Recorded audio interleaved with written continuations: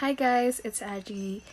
So for this week's video, I'm going to be reviewing and trying on this 10 pair pack of lashes from Maange Cosmetics.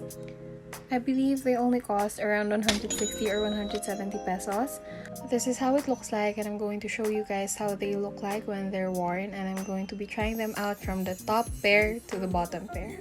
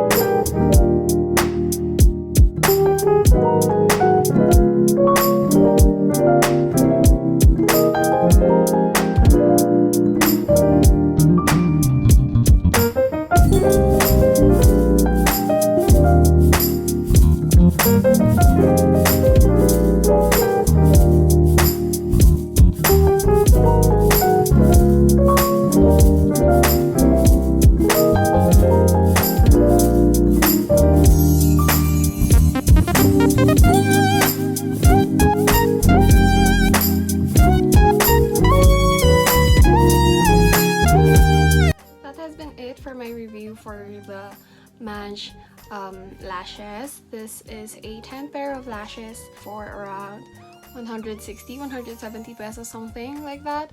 And for that price, you get 10 pairs with 5 different styles, and you get 2 for each style. And I personally think it's a steal. I can't really say anything about it at all kasi wala namang masyadong ma-review sa lashes. Hindi naman masakit yung lash band nila.